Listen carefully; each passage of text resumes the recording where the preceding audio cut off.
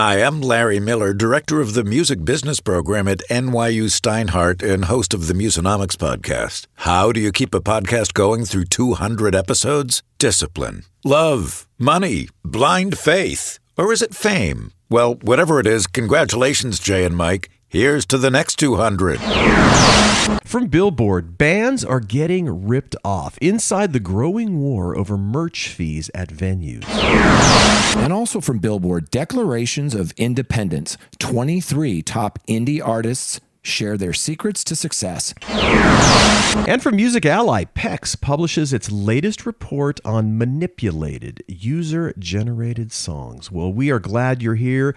It is our 200th episode, which is hard to believe, Jay. It's hard to believe, but indeed it is. So here we go. We're going to push the button and start right about now. Stand by for transmission. This is London calling. Wake up! The revolution is at hand! Your morning coffee is on the air. On the air. On the air. On the air. On the air.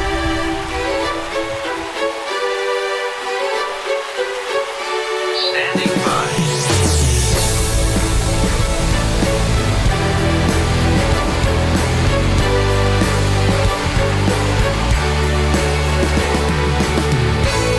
Your morning coffee, the weekly music news for the new music business. It's the highly curated, agitated, advocated, moderated, and liberated digital music information that you need to know. We are your digital music authority. And now from our studios in Hollywood, California, here's your hosts, Jay Gilbert and Mike Etchart.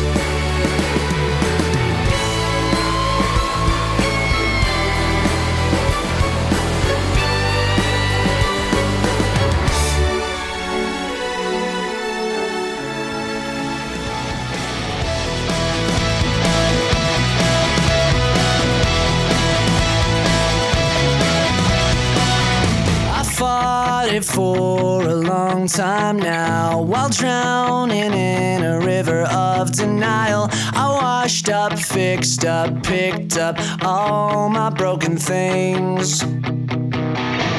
'Cause you left me police safe chalk line, tequila shots in the dark scene of the crime, suburban living with a feeling that I'm giving up everything for you.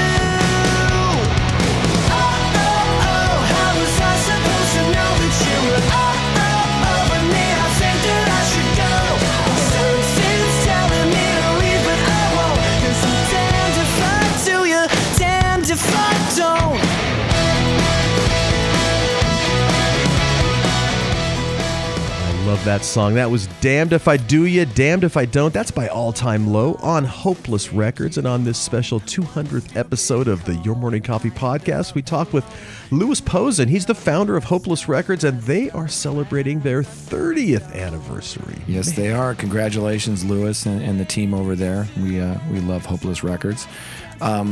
We'd like to thank our friend Professor Larry Miller. Larry is the 2024 Music Business Association Educator of the Year and teaches undergraduate and graduate courses at NYU Steinhardt. He also hosts one of our favorite podcasts, Musonomics, and he did that cool intro for us this week. Thank you so much, Larry.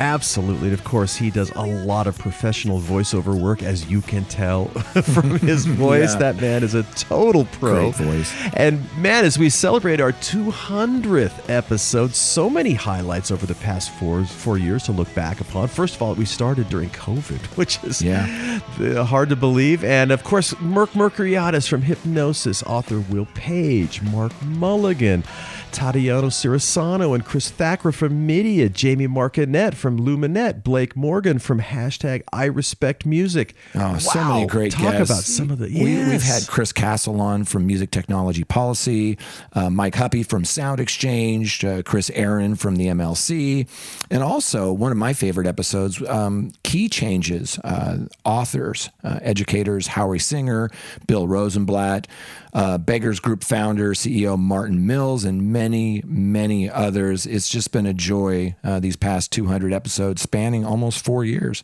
We have been so lucky. And this is, of course, our 200th regular episode. We've had, 8 or 9 bonus episodes, Jay. We're also closing, and you're also closing in on 10 years of the newsletter, the Your Morning Coffee newsletter. It's about 9.5 years. It's gone by in a blur.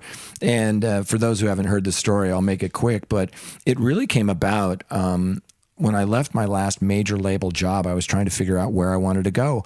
And my friend, Sean Rakowski, who used to be the head of sales for ADA, he sent out this email with, about 10 albums or artists that he had discovered that were really cool. And he and I have fairly similar tastes in music. And I liked it a lot, but I noticed he copied a couple hundred people on the email. And so I reached out to him and said, hey, this is cool, but why are you doing this? And he said, I don't want people to forget me. And that was the genesis of Your Morning Coffee, because I was trying to figure out what I wanted to do next in my career. And so I started this little newsletter and just sent it out to some people in my contacts, and it just started to take on a life of its own. Well, it's been so successful for you, that particular aspect. And I got to say, when you and I worked together, you were always that guy that were always sending around articles that you were reading. And, it's gotten so much more complex in terms of how many different great publications, great websites, great newsletters are out there. And I know I certainly appreciate the fact that you do all that grunt work and you find all the stories that I should have read last week, let's say, and you post it. And that's why it's such a great resource. As I keep saying, you're the guy that I want to sit next to in class, because you are always prepared because you've done all the hard work. So, well, thank you. I appreciate that, but it's really a labor of love. If you can do something that you really enjoy doing, and for me, it's like a treasure hunt every week, finding these articles, and I just love reading them and seeing what we can learn from it. And it's just, if you can find something you love doing, make a career out of it, there's nothing better. Absolutely. Well, in addition to the stories this week, we're honored to speak with 4 special guests. We have 4 different audio drops. Louis Posen, he's the producer and the founder of Hopeless Records. Jeremy Sirota, he's the CEO of Merlin. Steve Knopper, author and Billboard editor-at-large, of course. And Megh Vakharian, who's SymphonyOS co-founder. That's a lot of interviews, Jay. You've been busy this week, and you're in Nashville. Yeah, we had some really great conversations, but I wanted this to be a special episode, to kind of celebrate our 200th episode. And as you listen, I'll be headed to New York for A2IM's Indie Week. And in case you missed it, we spoke to A2IM president and CEO Richard Burgess on last week's show. If you missed it, go back and listen to that. It's phenomenal. His resume is ridiculous. Oh, yeah, absolutely. And, of course, big fans. And I started an indie label, so I'm a big fan of course, the indie world. And by the way, because you are in Nashville, that means I know you were at the Grand Ole Opry last night. Lainey Wilson inducted into the Grand Ole Opry. And, man, what was that like hanging out? It was a career highlight, honestly. If you've never been to the Grand Ole Opry, I highly recommend it. The night included performances by Mark Wills, Wynonna, Meg McCree, Jeannie Seeley, and Terry Clark. It was phenomenal. My longtime client and friend, Sav Madigan, plays multiple instruments and sings backups in Lainey's band. And you've heard me talk about Sav and her band, The Accidentals, for years. Indeed. And I'm going to see Lainey headline the Bridgestone Arena here in Nashville tonight before I head to New York next week. You are a busy guy, getting to those frequent flyer miles for sure. Lainey Wilson, of course, has won numerous awards, including the Grammy Award for Best Country Album, Bell Bottom Country, Country Music Association Award for Album of the Year, also Bell Bottom Country, and the Academy of Country Music Award, Album of the Year, and Female Artist of the Year. Talk about a rising star in country music. She has got it going on. Oh my gosh, it was so amazing watching them just light that place up. She's a star. As we celebrate this 200th episode of the Your Morning Coffee podcast, Hopeless Records celebrates their 30th anniversary. I had a chance to sit down and talk with Louis Posen. What a great story. What a great guy. Let's listen in on that conversation. Hey, Jay. How are you, Louis? I'm fantastic. How are you? I am doing very well. Thank you for taking time out of your busy day to talk with me today. It's a pleasure. Happy anniversary, first off. Congratulations. That's amazing. Thank you. Happy whatever you're celebrating today. Every day above ground is a good day, my friend. I feel the same way. I'm lucky. I feel lucky every time I wake up. I feel the same way. So let's kick this thing off. As a teenager, you received some sobering news about your health. Tell our audience about that news and how it played a part in this whole story of Hopeless Records. When I was 19 years old, I sat in a doctor's office, an eye doctor's office, and he told me I have a eye disease called retinitis pigmentosa, where I would slowly lose my eyesight, and there was no treatment or cure. I think at the time, it wasn't the ton of bricks that it might sound like now, being a teenager and a punker. I was like, okay, I'm not listening to this person. And I continued in film school, even against his advice, which turned out to be a good thing because I ended up directing music videos and film school for NoFX and Guttermouth and other bands. And that led me to starting the label because one of the bands, Guttermouth, dared me to put out a 7-inch record for them. And so I went out and bought a book called How to Run an Independent Record Label and put that first release out. But I do think in hindsight, not at the moment, me losing my eyesight has been a integral part of my life and the label's history, and that I've had to spend my life adapting to losing my eyesight, and not just all at once, but over time. And it's similar to the way I run the business, and I look at my leadership, and that's that we always have to be learning, growing, listening, adapting, because things are always changing. And the moment you think you know it all is the moment things start going south. Yeah, what an incredible story of overcoming adversity. It's absolutely amazing.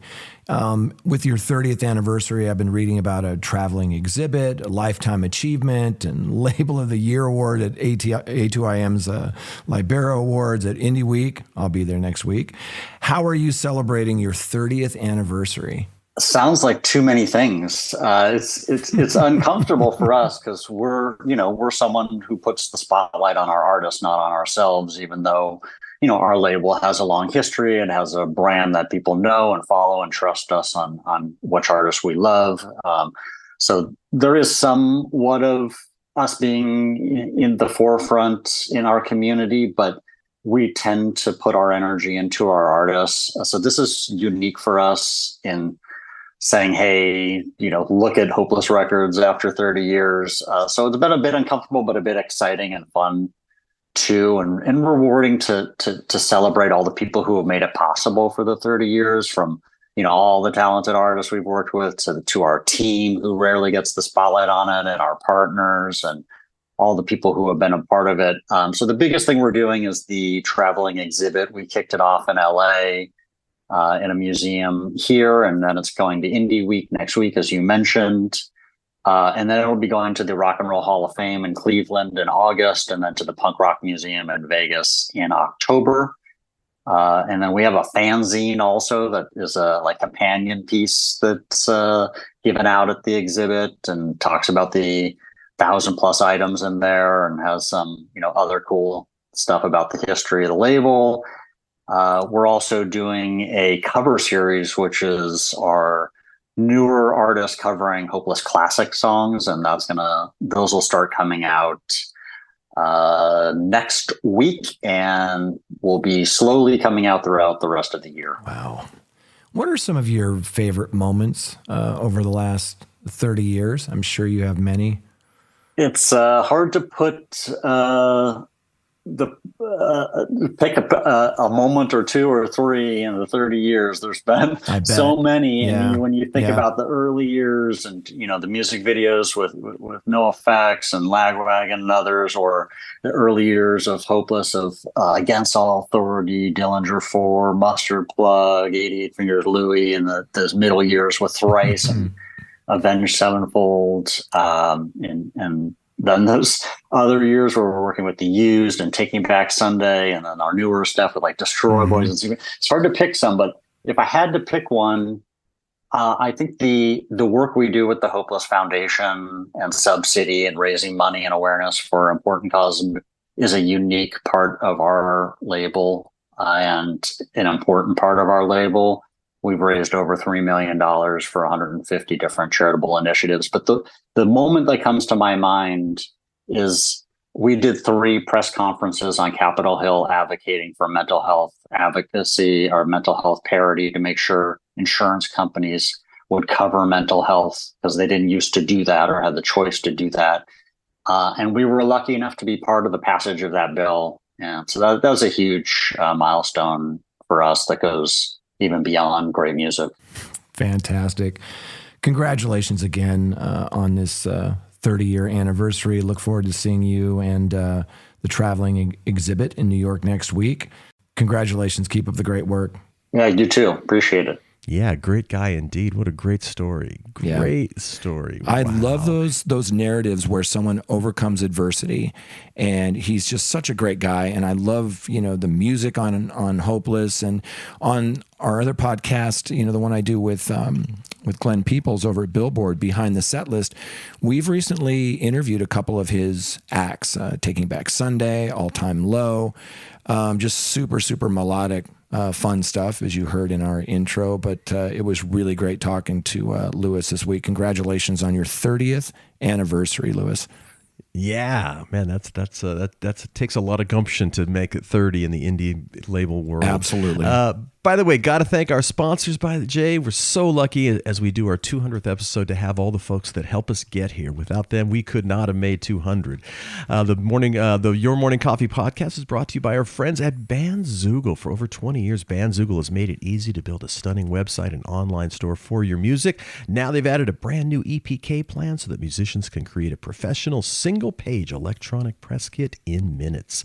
All the features you need to design an EPK are already built in, including fully customizable templates, preset EPK page layouts, music players, images, text bio and video embeds, a gig calendar and press quotes, and access to Bandzoogle's award-winning support team 7 days a week. The new EPK plan starts at just $6.95 a month, and Your Morning Coffee podcast listeners can go over to Bandzoogle.com to try it free for 30 days. Then use the promo code MorningCoffeeEPK, that's all one word, to get 10% off the first year of the new EPK plan subscription. That's Bandzoogle.com, promo code MorningCoffeeEPK. Yeah, I'm actually meeting with those guys, Stacy and Dave, at Indie Week next week, and I'm really looking forward to that. We're also brought to you by Hypebot. Since 2004, Hypebot has chronicled the new music industry and the trends and technologies that are changing how music is discovered, consumed, marketed, and monetized.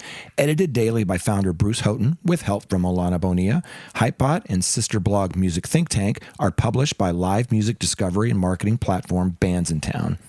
You betcha. Bands in Town. Over 80 million live music fans trust Bands in Town to get personalized concert alerts, recommendations, and messages from their favorite artists.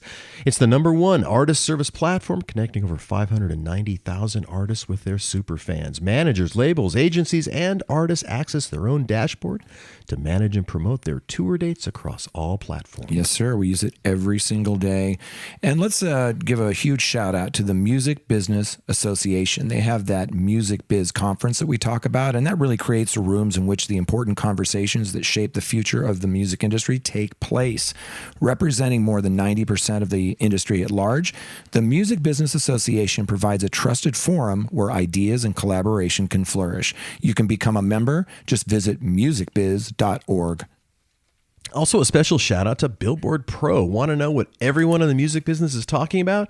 Get in the know with Billboard Pro. Billboard is offering Your Morning Coffee readers a special 50% discount off the price of your subscription. Click on the link in the Your Morning Coffee newsletter and grab it. And we sure rely on a lot of the information we get out of there. It's a wonderful resource. Yeah, it sure is.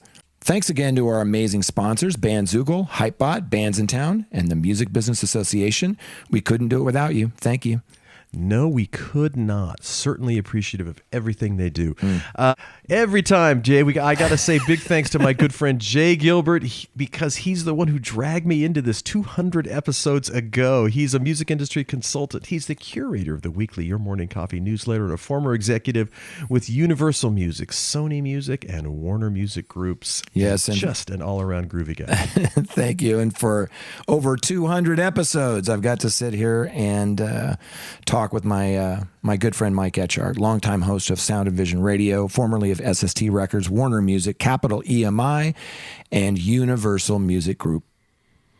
Indeed. Well, let's jump into the stories. This is from Billboard, Steve Knopper over there. Inside the growing war over merch fees at venues, bands are getting ripped off, in quotation marks. Artist reps say that the 20 to 25% cut that venues take of their merchandise sales is exorbitant, especially at clubs.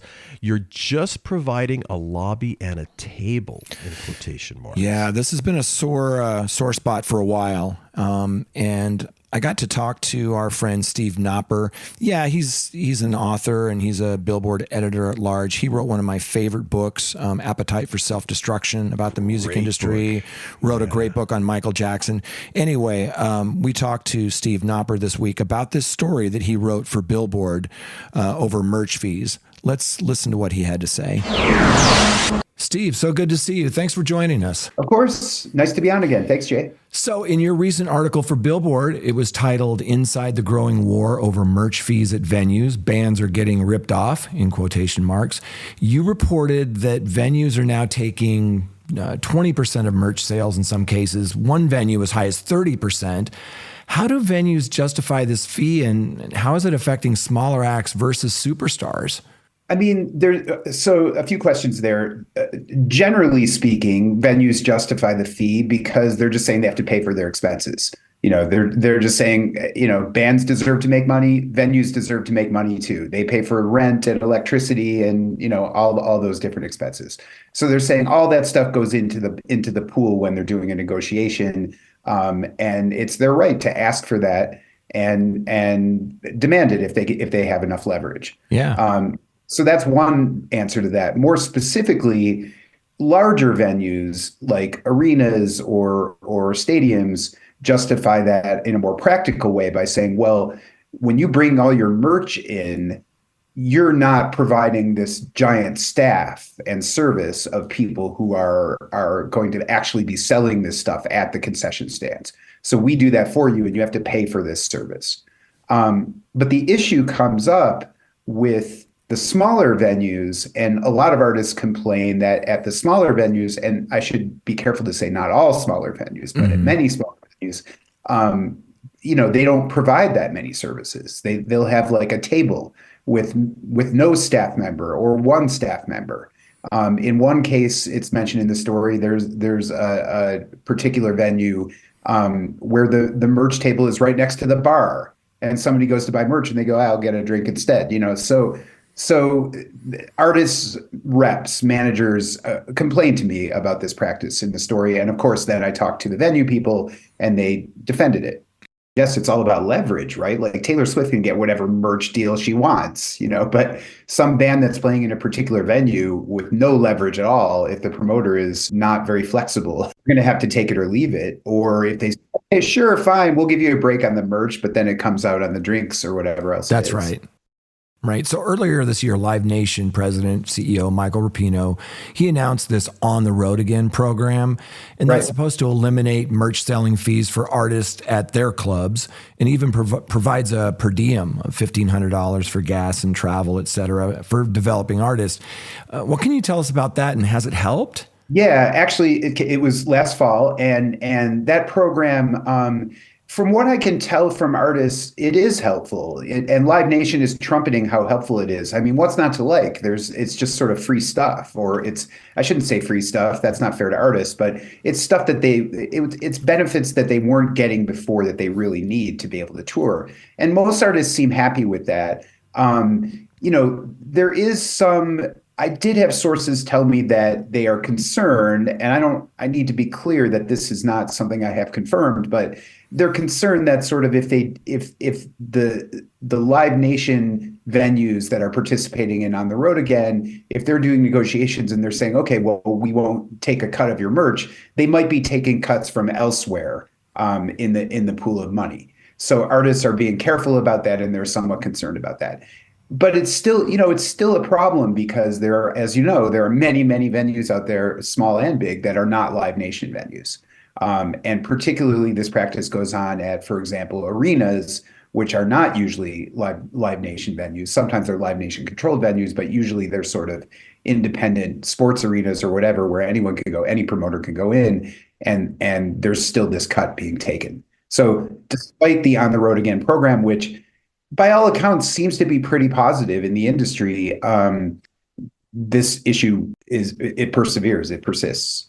Yeah, well, thank you so much for shining a light on it. We'll continue to watch this closely. Thank you, Steve. Appreciate it. Of course. Thanks for having me, Jay. Yeah, nice to hear him. So, artists at country singer-songwriter Ashley McBride's level of popularity can sell $16,000 to $20,000 worth of T-shirts and hoodies when they play a 1,500 capacity venues. Lane Weber, director of merchandising and fan engagement for McBride's management company Q Prime, says some venues took a 20 to 25% cut of her merchandise sales during her spring tour, which is standard in the industry, but he says exorbitant for services rendered at many clubs. He says, I went to a show the other night and the merch table was next to the bar. He said the merch seller was having to compete with the bartender who's trying to sell the drinks. That was a venue taking 20% of the sales. Wow. His complaints, which many artists and their representatives share, by the way, are at the center of a long-running live industry debate over merch percentages. For decades, artists, venues, and promoters have haggled behind the scenes over percentages as part of every show contract, but they contend that the stakes are now much higher.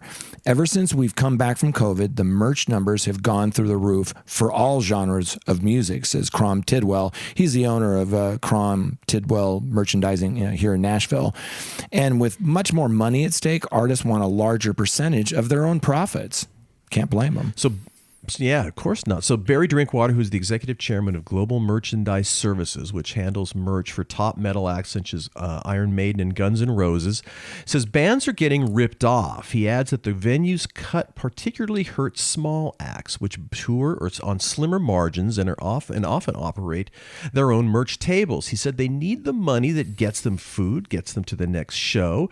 He says then the promoter wants to charge them 20% of the gross. Right. So Live Nation, they've expressed sympathy for this point of view. Last fall, they trumpeted an endorsement from Willie Nelson. We'll all remember that. The world's biggest concert promoter unveiled its On the Road Again program, and that eliminated merch selling fees for artists at its clubs and provided a per diem of $1,500 for gas and travel, and that was for artists, among other benefits.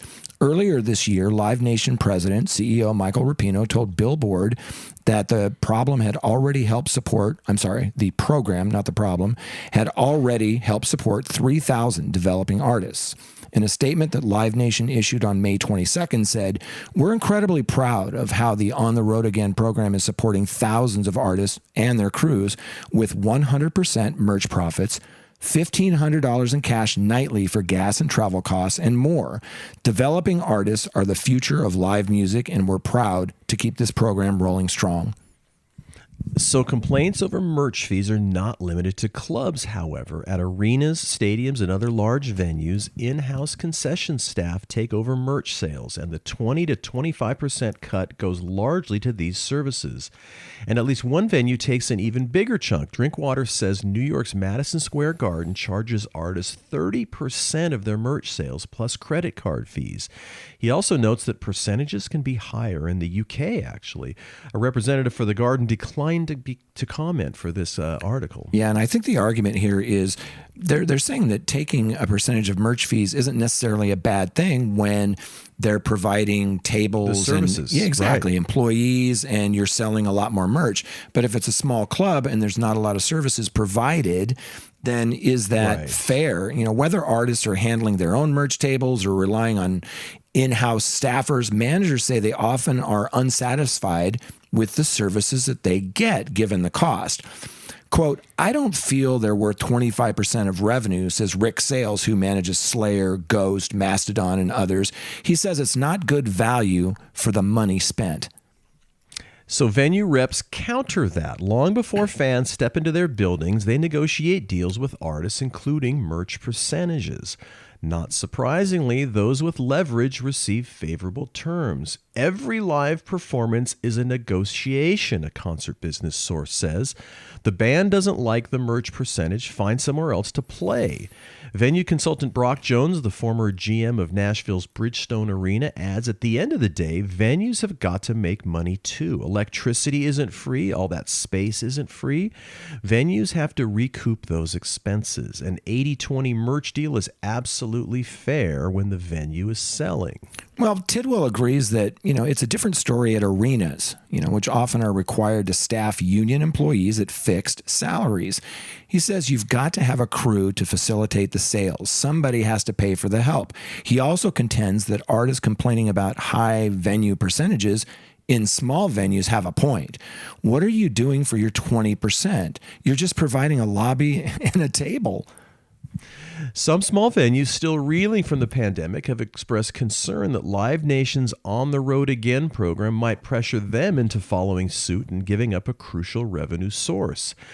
Temporary measures may appear to help artists in the short run, but actually can squeeze out independent venues, which provides the lifeblood of many artists on thin margins, the National Independent Venue Association said in a statement in September. Yeah, so arenas and stadiums are where the big merch money is, right? And on her Eras tour last year, Taylor Swift made a reported $200 million on T-shirts and other merch sold at shows. $200 million.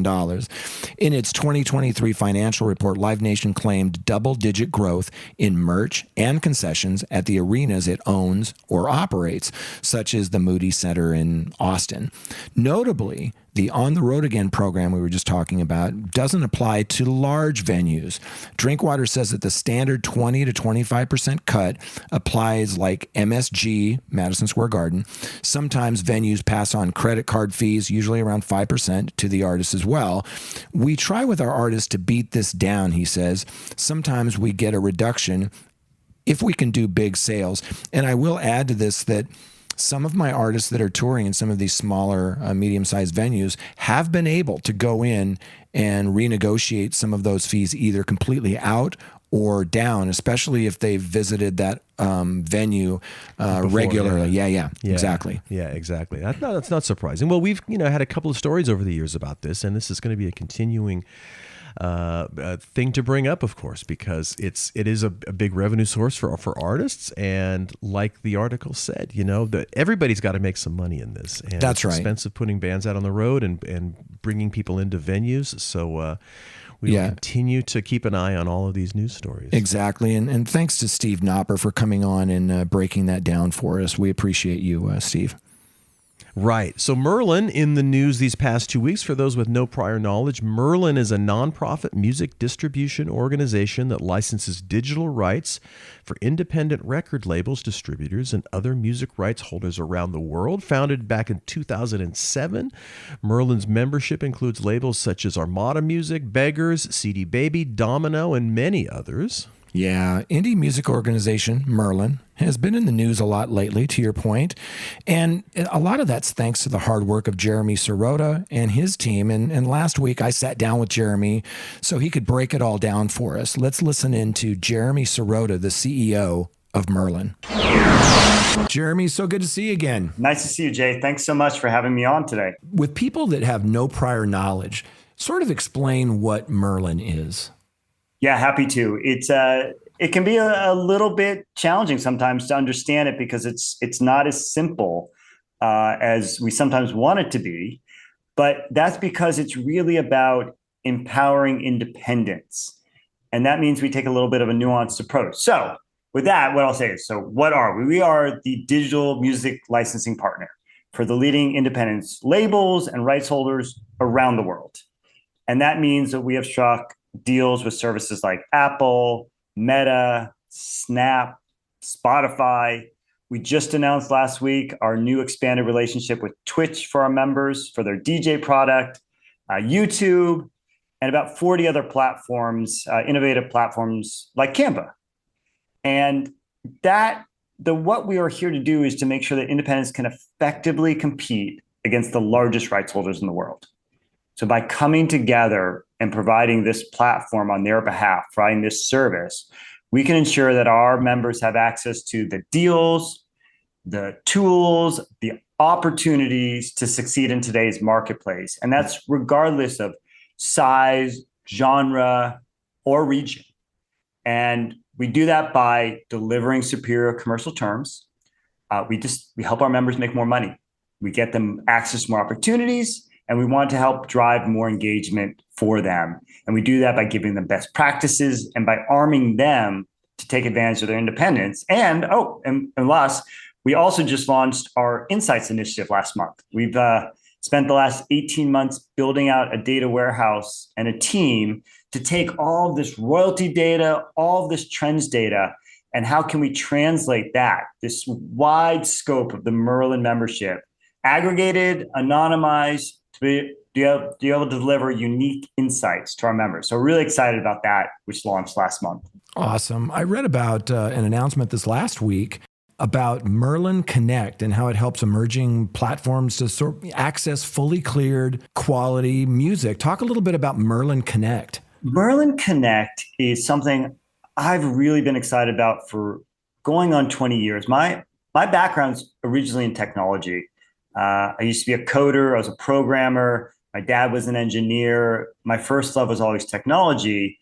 And it's always then been coupled with this love of supporting creatives, whether they're recording artists. My aunt and my mom are both visual artists.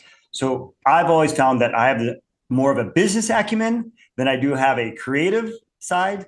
And so Merlin Connect's about saying you have all these emerging technology platforms, many of whom thought about licensing music and decided not to because they didn't know how. It was too complex. It was too expensive. Maybe they didn't even know who to pick up the phone to. Or if they could pick up the phone, everyone said, yeah, you're on our list, and there's about 90,000 other things in front of you. And so we wanted to create this simplified approach for emerging tech platforms. Some of them may not even realize how this cultural relevancy of music can really expand how they interact with their users, the growth of their platform, the stickiness of their platform. And so if we can make this process of licensing easier and remove also a lot of the operational barriers and just make it a more seamless process to be able to access quality music from real artists, then we can go a long way to creating what we want to do, which is the next generation of music monetization opportunities. Where does music go next? And how do we translate that also for platforms so they understand that as well? It's been so much fun watching your progress, Jeremy. Where can our listeners learn more about Merlin and Merlin Connect? So you can find us across all socials at Merlin Network with 2 N's.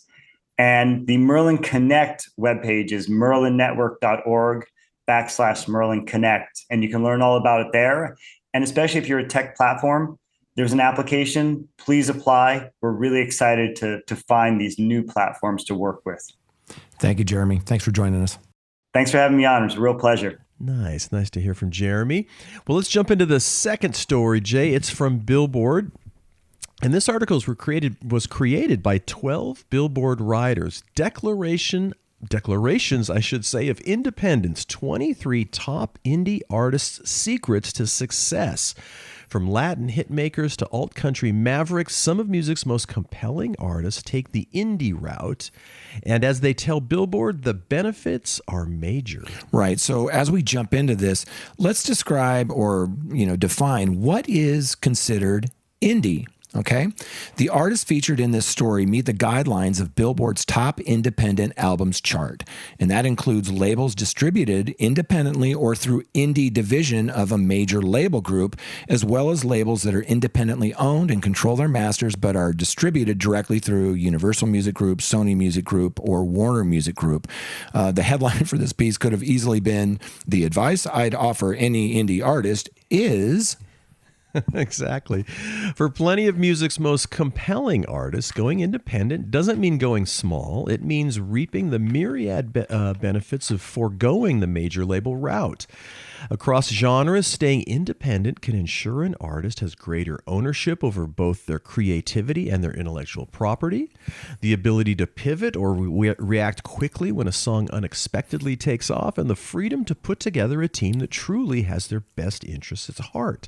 Of course, there are the more intangible upsides to staying indie as well. Above all, the feeling that when success happens, it's truly earned. Yeah, so over at Billboard, they surveyed some of the most compelling indie artists making music and charting inroads today about the challenges and benefits they've seen to independence and the advice they'd offer anyone considering going indie. And they kick it off. One of them is Paris Paloma from Network. And the advice I'd offer any indie artist is...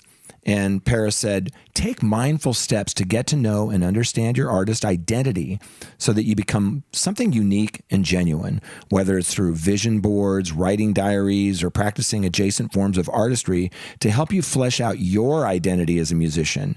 It's been instrumental to me in making sure I don't lose my way. So Ken Levison, who's the Vector Management who's over at Vector Management and manages Charlie Crockett, said the advice I'd offer any indie artist is you have to be persistent in selling your musical vision to find your fans and reach the masses. Being creative and trusting your instincts as an artist can help to level the playing field. And most importantly, don't take no for an answer. So Andrew McKines, he's the CEO of Teamwork Management, manages Sturgill Simpson, High Top Mountain. The advice I'd offer any indie artist is, being an independent artist means having total control over both your art and your business. This requires being an entrepreneur, taking all the risks, and having no one to blame but yourself and your team. Make sure you have a good team. You can still yell at the label when you are the label, but you'll be yelling in the mirror. That said, there's great risk and there's great reward. The potential upside is tremendous when you own your own masters in publishing. Don't let anyone convince you independent is synonymous with small or broke. So 310 Baby over at High IQ Empire said the advice I'd offer any indie artist is establish and maintain a clear budget. By implementing a detailed budgeting system early on, I was able to allocate funds effectively, ensuring that I always had enough money set aside for crucial aspects of my career. By tracking income and expenses diligently, artists can make informed decisions about where to invest their resources, ultimately leading to greater financial stability and long-term success. Not only in music, that's for life. I'm telling you, all of this is such great advice. This is one of those stories that you want to print out and keep. Gentry Salvatore, he's manager of 310 Baby, who you just mentioned. And the advice he'd offer is always ask why. The music business will make you pay for what you don't know. And it's your choice on how you choose to learn. If you don't educate yourself on what's important for the longevity and career, you choose short-term gratification, you will end up paying for it in the long run.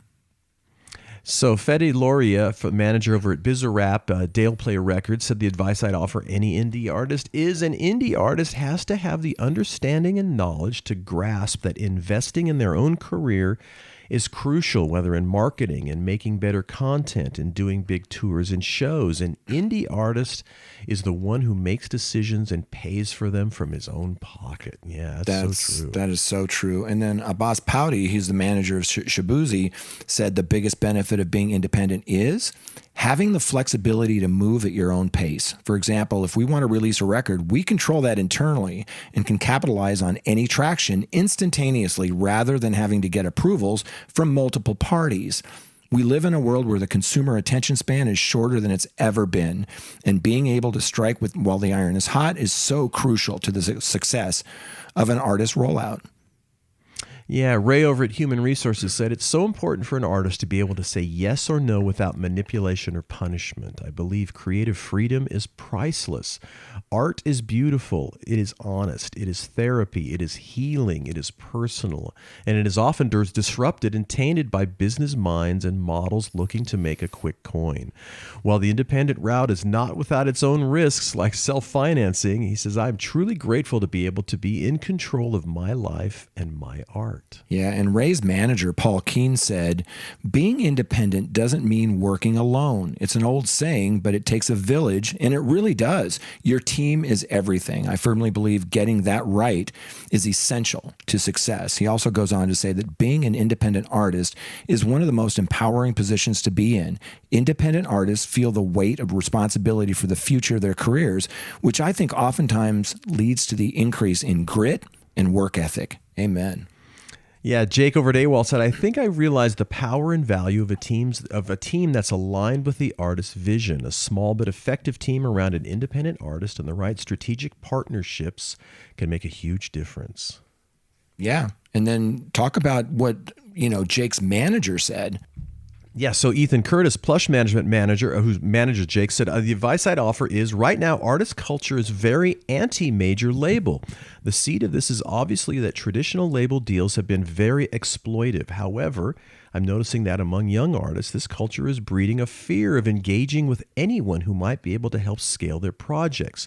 I was speaking with a really talented artist the other day, and they were telling me how they're drowning simply trying to keep up with content creation and writing new songs. Yet 5 minutes earlier, they were telling me how they never respond to any music pros that hit them up on socials because it's stupid for an artist to have a manager or label partner and give away money when they can do it all on their own. I had to stop them and point out the contradiction. Yeah. And finally, Chase Beckham, who we spoke to on the Behind the Setlist podcast, his advice for any indie artist is surround yourself with a team that you trust and that you know will put your career and the integrity of your music first. I couldn't do anything without my team, from my label to management and beyond. From American Idol to moving to Nashville to being thrown headfirst into the unknown world of music industry. I'm so grateful I had all of them there to guide me, my music, my career, all from the very beginning. So fantastic piece from Billboard. And we only covered, a third of it. There's so much more advice in that piece. I highly recommend that you check it out on Billboard. Oh, it's a great article. And, coming again, my first gig was at SST Records back when independent meant literally you went through independent distributors throughout the country and the world. And, it is, you have that freedom to do, and that label was built by having that freedom to build without any pressure from major label organizations. Yeah. But it's also fraught with, challenges when in the case at SST, they had a number of independent distributors that went out of business and left them holding the bag for unpaid bills and things. So it takes a special breed of person to do that. And I tip my hat always to indie labels because yes, sir. It's kind of where it all happens. Yep. Jay, we have received so much positive feedback on a story we covered last week from Business Insider with the headline 14 music tech startups helping to shape the music industry amid AI's rise. Yeah, first of all, it was a great piece from Business Insider. And second of all, there were so many great platforms that I learned about, and some of them I'm already using. One of them is SymphonyOS. And Megh Vakharian is the co-founder of SymphonyOS that was featured in that piece last week. And I had a quick conversation with him this week to talk about that piece that was in Business Insider and what they're about over at SymphonyOS. Let's listen in. Megh, thanks so much for joining us today. Good to see you again. Great to see you. Thank you so much for having me. So last week we covered that piece in Business Insider, 14 music tech startups helping to shape the music business as it's shaken up by AI, and it featured SymphonyOS. So for those with no prior knowledge, tell us about SymphonyOS and your marketing automation tool. For sure. What we're building out of Symphony is essentially all the tools today's artists, creatives, anyone trying to monetize their passion online kind of need to grow their business and audience. We've kind of taken all the traditional things like link in bio, a CRM, ads, analytics, put it into one package, really nice interface for $20 a month.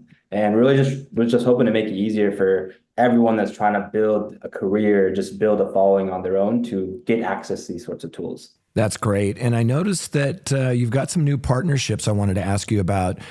You already partnered with United Masters, CD Baby, but a week or so ago it was announced that SymphonyOS and Downtown Artist and Label Services announced a new partnership. Tell us about that collaboration.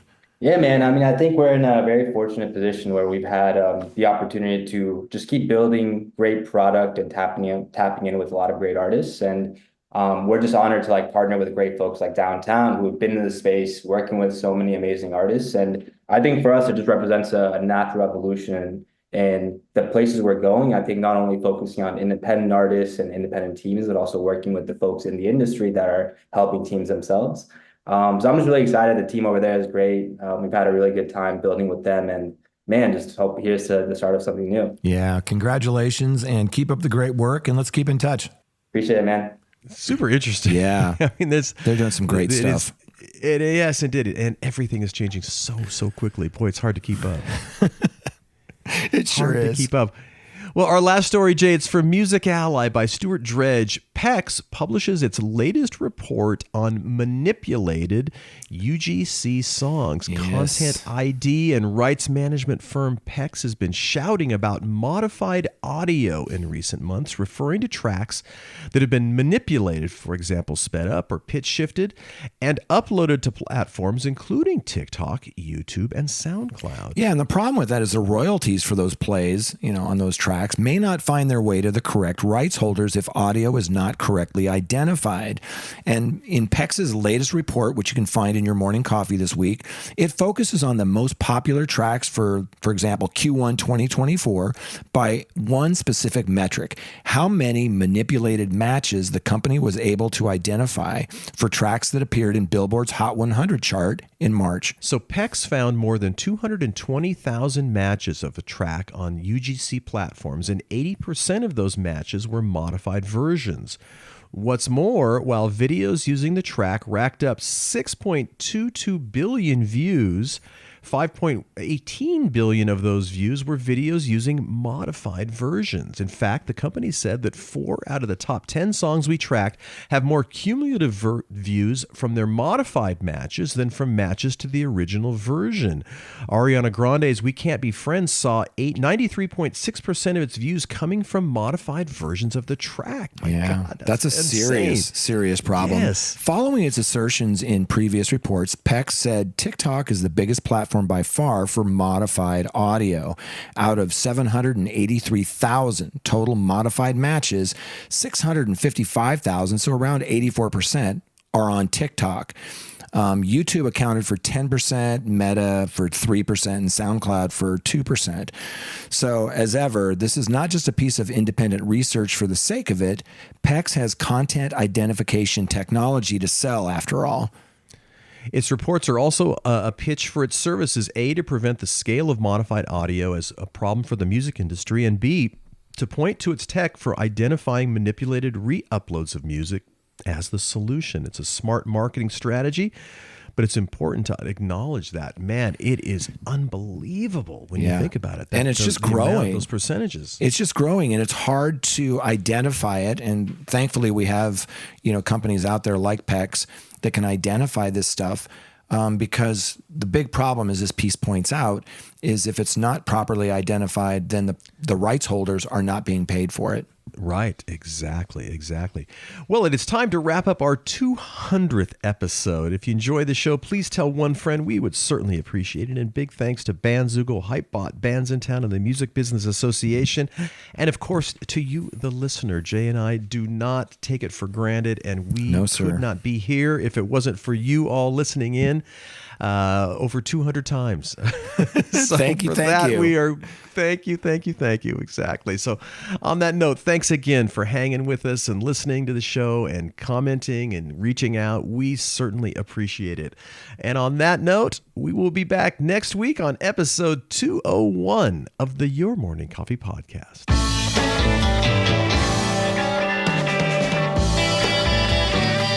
You've been listening to Your Morning Coffee, the weekly music news program for the new music business. Join Jay Gilbert and Mike Etchart next time for the digital music news you need to know.